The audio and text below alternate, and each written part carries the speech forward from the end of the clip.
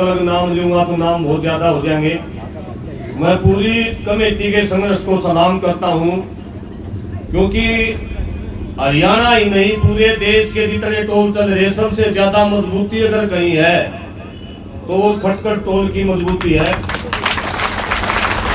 इतना काम होने के बावजूद भी, गेहूं की कटाई का सीजन के बावजूद भी 3 बजे भी आप हजारों की संख्या में यहाँ बैठे हैं, तो आप सबको सलाम करता हूं। और आपकी मजबूती से ही हम दिल्ली के अंदर बैठे हैं। आपसे वैसे तो आना जाना एक बार पहले आया था मैं, पहले कई दिन की बात होगी, महीनों की बात होगी। आज मैं स्पेशल इसलिए आया क्योंकि जो आपके टोल में आपकी पंचायत ने एक फैसला कर रखा, बीजेपी का जो अध्यक्ष जो 3 आने वाला है, और मैं यहाँ ने पता चला कि एसडीएम साहब भी आ रहे हैं, प्रशासन के कुछ साथी भी आ रहे हैं। मैं साफ शब्दों में ये कहने आया हूं, एक तो ये केवल खटखट टोल का प्रोग्राम नहीं है, पूरे हरियाणा से लोग आएंगे, पूरे हरियाणा। सुबह भी मैंने सतबीर पहलवान जी के पास फोन किया था। रणनीति आप लोग तय करोगे, क्योंकि कॉल इस टोल की है, आपकी रणनीति के तहत चलेंगे। लेकिन इस बात का आप विश्वास करियो, मैंने पहलवान जी से कहा था कि 24 तारीख की छोड़ो, रात में कंधे तो रात में जाके बैठांगे। तरकरों के मेरा वो कोडबा आवा ना आवा, वारी आवा, सवेरी आवा, जींद मारा, धरती मारी, ये कौन लोग हैं? अन्यायी और अत्याचारी लोग हैं ये। बुजुर्गों, नौजवान साथियों, जो बीजेपी राम का नाम लेकर सत्ता में आई, मर्यादा पुरुष राम, जो जिसने एक वचन के पूरा करने के लिए 14 साल वनवास काटा, जिसके चरित्र का आज भी दुनिया के अंदर पढ़ा जावा है। इतिहास गवाह है कि राम से ज्यादा संयमित कोई हो नहीं सकता दुनिया में, राम से ज्यादा चरित्रवान कोई हो नहीं सकता। लेकिन राम को भी रावण का वध करना पड़ा था, वध करना पड़ा। और ये घमंडी राजा, ये अहंकारी राजा, इसका हमें वध करना पड़ेगा। ये निश्चित तौर पर आपने ठान लेनी पड़ेगी, निश्चित तौर पर वध करना पड़ेगा। श्री कृष्ण भगवान को कौरवों का इसी धरती के ऊपर, जींद की धरती के ऊपर। और मैं ये समझता हूं, अगर सरकार का अगर किसी किस्म का घमंड है, अगर इनका इस बात का घमंड है कि मैं मुख्यमंत्री हूं, मैं किसी पार्टी का अध्यक्ष हूं, जींद वासियों से कहना चाहूंगा, अगर महाभारत का युद्ध कुरुक्षेत्र से, जींद की धरती से शुरू होया है, अगर इतिहास लिखना होगा तो तरकार महाभारत की शुरू करवानी न अगर होगी तो महाभारत भी यहाँ होगी, निश्चित तौर पर आप लड़ने वाले नहीं। 5 महीने हो गए मैं बैठे, 350 हमारे साथी शहीद हो गए, एक शब्द ये लोग नहीं बोल रहे हैं। कैसा लोकतंत्र है? लोकतंत्र का मतलब होता है लोगों का राज। और जो ये प्रशासन के अधिकारी आ जाते हैं, बोला मैं एसडीएम साहब, मैं डीसी साहब, कौन से साहब? ये क्या लोग ये पार्टियों के नेताओं की रुखाल करने खातिर बनाए हैं? इनकी सेवा, इनकी जो नौकरी का नाम है ना, पब्लिक सर्विस नाम है, पब्लिक की सेवा करना इनका काम है।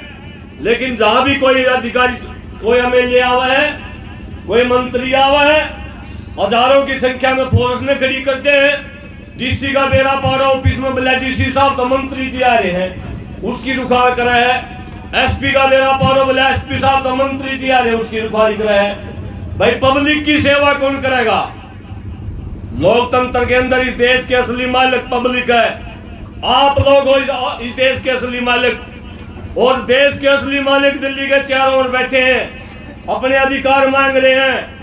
और ये अधिकार लेके रहेंगे भाई।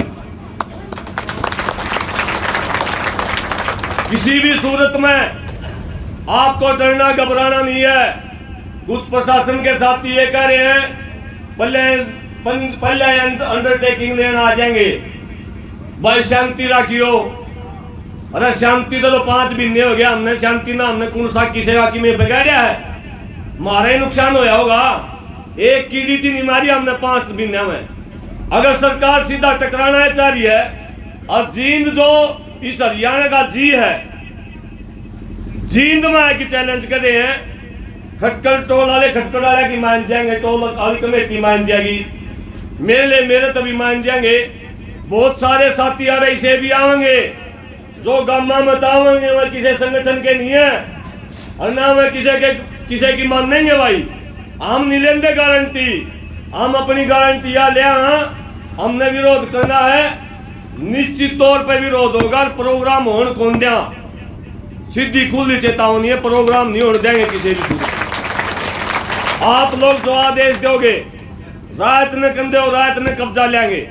हिसार के अंदर हमने दुष्यंत चौटाला 4 घंटे तो हमने एयरपोर्ट के अंदर बंदी रखा, और 4 घंटे के बाद में पाछली पक्की दीवार तोड़ की लकड़िया, पाछली पक्की दीवार तोड़ की लकड़िया। जब हमने पता चला कि 222 नंबर कोठी है, 222 नंबर कोठी में हमारे साथी घुसे उस कोठी के अंदर, और 3 घंटे थी उस कोठी के ऊपर कब्जा रखा, और दुष्यंत चौटाला उस कोठी में हमने बढ़न नहीं दिया। और आपने पहले भी यहां से आपको उचाने में भी आपने दबाया है उसको। सरकार इस देश में सरकार एक है, वह सरकार किसान सरकार चलेगी विदेश में। किसान फैसला लेंगे। जब कोई राजा तानाशाही अत्याचारी और घमंडी हो जा, उसके खिलाफ में लड़ना हमारे धर्म बन जाता है, हमारी नैतिकता बन जाती है।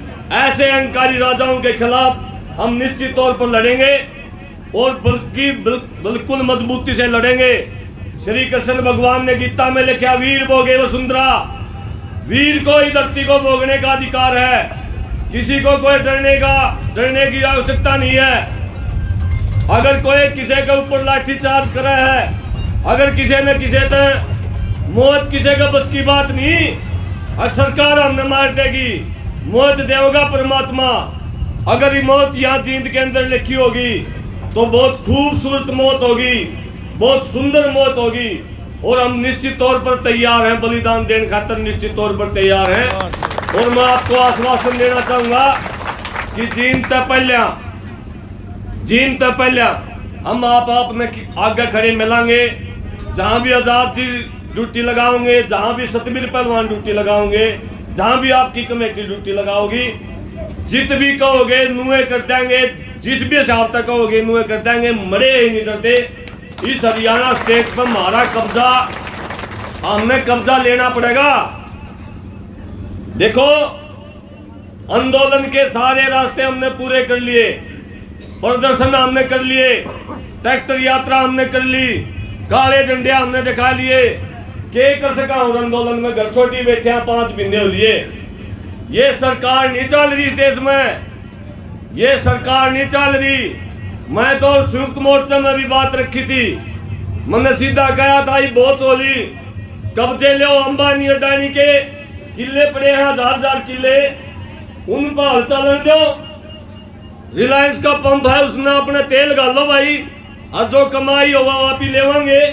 बड़ी बड़ी बिल्डिंग जो मजदूरा ने बना रखी है, खून पसीना कमा की ने, वह बेचारे रोड़ा के ऊपर सोए हैं। क्यों ना हम उन बिल्डिंग में मजदूरा ने बाड़ा, उनने छायत दुआवा जाकर। ये लड़ाई केवल कानून वापसी की लड़ाई नहीं रही, ये लड़ाई क्रांति हो चुकी है, आजादी की लड़ाई है। इस देश को बचाना हमारी जिम्मेदारी है, किसान की जिम्मेदारी है। इसलिए आप सबको अपनी अपनी जिम्मेदारी लेके, किसी संगठन तय, किसी पार्टी तय, किसी नेता तक ऊपर उठ की इस लड़ाई को लड़ना होगा। और आपका अगर हमने मजबूती से फैसले लिए तो ये सरकार टकेगी नहीं। कुछ साथी कल भी मीटिंग के अंदर एक जिक्र और चल रहा भाई, संसद कूच के ऊपर जावांगे। मैंने उनको ये कहा था भाई संसद पड़ी है खाली, संसद पड़ी है खाली, खाली कोठड़िया में जाने का कोई फायदा नहीं। कहे तो 8 मार्च से लेकर 23 मार्च की संसद चल रही थी। जब मैंने संयुक्त मोर्चा में कही थी संसद के अंदर कानून बनाए सांसदों ने, और एक भी कॉल हम उनके खिलाफ नहीं दे पाए। यहाँ उस टाइम पर वो फैसला नहीं ले पाए। ये खाली संसद पड़ी है, माँ भाई खाली पे कह ले आओगे। अभी चलेंगे प्रधानमंत्री का घर। प्रधानमंत्री ने कहा है अक मैंने एक फोन की दूरी पर बैठा हूं, किसान के पास भाई ना तो फोन और ना हमने मिलाने आंदे। हम तो सीधी बात करने चलेंगे जिस दिन चलेंगे, प्रधानमंत्री का हाउस में बढ़ाएंगे जिस दिन बढ़ाएंगे। वो संयुक्त मोर्चा निश्चित करा डेट। लड़ाई लड़नी है तो ढंग से लड़ो, खाली कोठड़िया में क्या करना चाहिए। और अभी समय आ गया है कि कोई ना कोई कठोर फैसला लेना पड़ेगा। कठोर का मतलब ये नहीं हमने मानस मरवाने हैं, कठोर का मतलब प्रधानमंत्री हाउस के पास उसके अंदर जाना, ये हमें कानून अधिकार देता है। कानून में संसद के अंदर अटल बिहारी वाजपेयी गया बैलगाड़ी लेके इंदिरा गांधी का टेम पे, संसद के अंदर आपका चुने हुआ एमएलए ट्रैक्टर लेके गया। अगर वह सारे जा सके हम क्यों नहीं जा सकते? जा सका। हाँ, तो आप सबने आने वाले टाइम में मजबूती तक काम करना पड़ेगा, मजबूती तक फैसले लेने पड़ेंगे। और कल की बात यह है, असल तो मैंने लग गए शांति नाटेगा, इनका दल दल नहीं है। अगर नाट्य नहीं गाने आपके जीन से ज्यादा हिसार जिले से लोग आएंगे। बड़ी मात्रा में पूरा हरियाणा में केंद्र मैसेज है।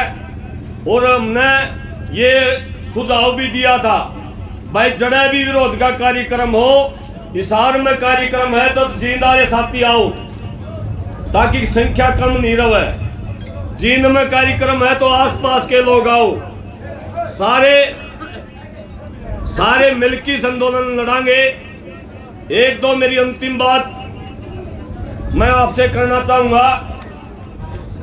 एक ये सरकार भ्रम फैला रही है बीमारी का नाम पर, बहुत सारे साथियों के फोन भी आ रहे, अग भाई उड़े के है कोरोना, उड़े दिल्ली बॉर्डर पर के भी होता है।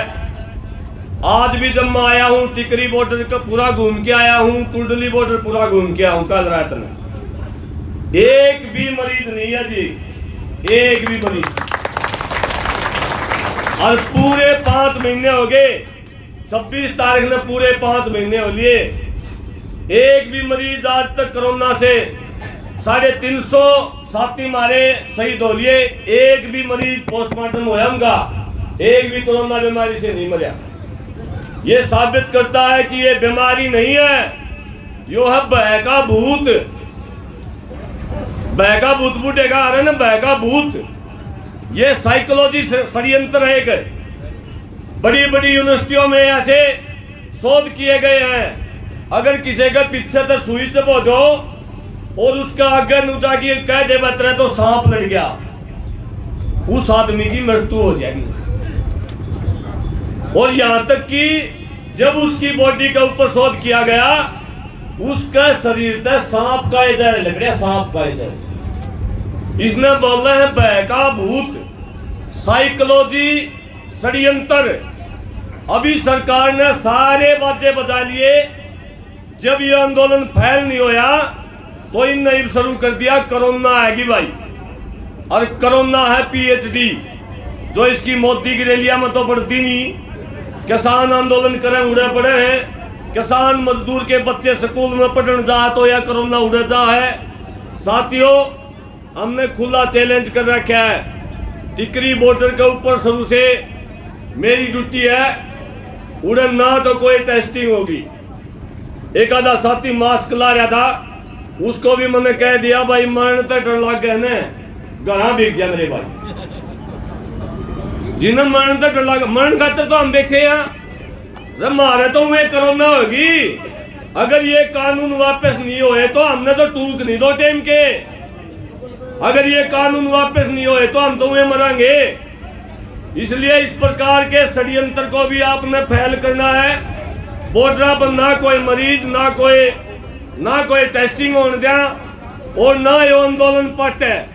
कई साथी फोन करके नू पूछी जा भाई संख्या कितनी है, आड़े जो बैठे वो भी संख्या मारे के उड़े गिनी जा है, और जो गामा में जो बैठे वह संख्या भी मारे के काउंट हुआ है।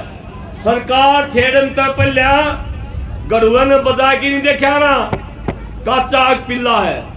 सरकार जब भी हाथ गाल लेगी आदमी के ऊपर गड़ुआ की डाल बजा की देख लेगी, गामा में तो सीआईडी पूछेगी, टोला पर पूछेगी कितने लोग जान खातिर तैयार हैं। सरकार ने इस बात का दे रहा है जय दिल्ली बैठे वोटर का एक छड़ी मिला दी ने, एक छड़ी मिला दी, इस देश में गहराई युद्ध होगा, अग्नि होगा। सरकार ने इस बात का दे रहा है और सारे अफसर ने दे रहा है, और खुली चेतावनी है भाई जींद के प्रशासन को तड़काओ खुले तौर पर। जब मारे तो नौकर हो, मारी नौकरी तो करो, मारे टैक्स तो तारे बच्चे पढ़ते हो तो मारी सुरक्षा में लायक जियो भाई। मारे किसी मानस का डंडका नहीं लगना चाहिए, मारे किसी माँ बूढ़े का धक्का नहीं लगना चाहिए, मारी किसी महिला का धक्का नहीं लगना चाहिए। जो तारी नैतिक जिम्मेवारी बना है, अगर वास्तव में आप लोग साफ कहने लायक हो, तारी ड्यूटी असली नैतिकता यह है, और ये मैं मेरी तरफ से नहीं कर रहा, ये संविधान में लिखा है, कानून में लिखा है, पब्लिक की सेवा करना, पब्लिक की सेवा और सुरक्षा के लिए प्रशासन बना है। इसलिए कल पूरी जिम्मेदारी के साथ आपने प्रयास करना है, और प्रयास में हमने हारना नहीं है जी। बिल्कुल इस प्रोग्राम को रद्द करवाना है। जींद जिला ने हमें बार बार उड़े टिकरी बॉर्डर पे एक बात कहा करूंगा, जींद जिला करीम है इस हरियाणा की, और जींद जिला के मान सम्मान का सवाल है, इस हरियाणा के मान सम्मान का सवाल है। किसी भी सूरत में ओम प्रकाश धनखड़ बहुत ही झूठा आदमी है, इतना झूठा गिरा हुआ आदमी धरती पर नहीं पाओगा। अरे उचाने सतबीर पहलवान का दो रहे लिखी गा था उचाने आंदोलन में, भाई मैं स्वामीनाथन की रिपोर्ट लागू कर दूंगा, लिखित में देगी गा था, लिखित में, जिस आंदोलन को हम खुद चला रहे थे। लेकिन सरकार में रहा 6 साल कृषि मंत्री रहा, और वो आदमी मारे फंसा है। हम तो टोन ध्यान ना दे जी उसने, हम तो उसने टोन ध्यान ना दे कि वो मारे फंसा है, अरीब गया वो मारे फंसे, और तड़के अपनी गरमाए सारी का डांगे इसने, चाहे प्रशासन वाला एसडीएम आओ, चाहे डीसी आओ, चाहे कोई आओ, निश्चित तौर पर हम जीतेंगे। आप लोगों को दोबारा से सलाम करता हूँ। काफी वक्त आपने हो गया, 2 नारे लगवाऊंगा जी, जो 2 नारे किसान के नारे किसान के लिए बने, जो हमने लगाने बंद कर दिए, इस आंदोलन तक लगाने शुरू करे हैं। जय जवान और जय किसान। जय जवान, एक आदमी नीचे नहीं रहना चाहिए जी, पूरी मजबूती करेंगे। जय जवान, जय जवान। आप सबका बहुत बहुत धन्यवाद। कोई शब्द गलत निकल गया तो माफी चाहूंगा। राम राम।